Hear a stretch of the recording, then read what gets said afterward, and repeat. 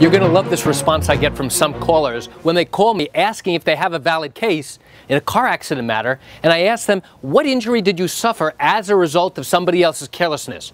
And they say, my back. Why is that type of response never going to get you invited into my office? You want to know the answer? Come join me for a moment as I share with you some great information. Hi, I'm Gerry Oginski. I'm a New York medical malpractice and personal injury attorney practicing law here in the state of New York. So now when a potential client picks up the phone to call me to ask whether or not I'd be willing to take on their matter, especially in a car accident case, one of the questions I always ask is, what injury did you suffer as a result of somebody else's carelessness, their negligence? And if somebody says, my back got hurt, that tells me, number one, that this is a soft tissue injury. That tells me, number two, that the injury really wasn't significant. That tells me, number three, that this is not the type of case I'd like to handle.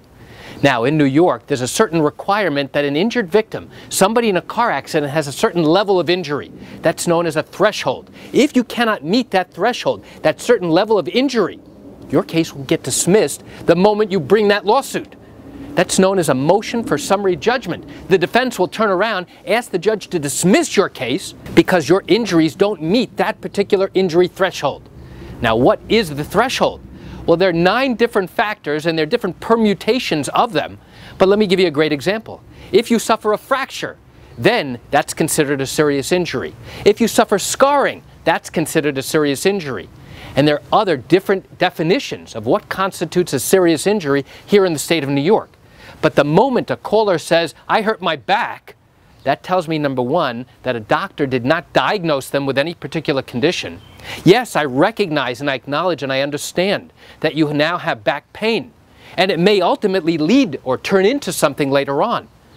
But if you don't have a diagnosis, if you don't have something significant, if you don't have a fracture, then that is not going to be the right case for me and my law firm. You may find other attorneys who are willing to look into your matter and to evaluate whether or not you truly have a valid case. But the moment I hear somebody say, hey, my back got hurt, yes, I acknowledge that, I recognize that, and I understand that your back does hurt, and that you're seeing a chiropractor maybe, or you're going for massage, or you're taking some Tylenol or over-the-counter medication.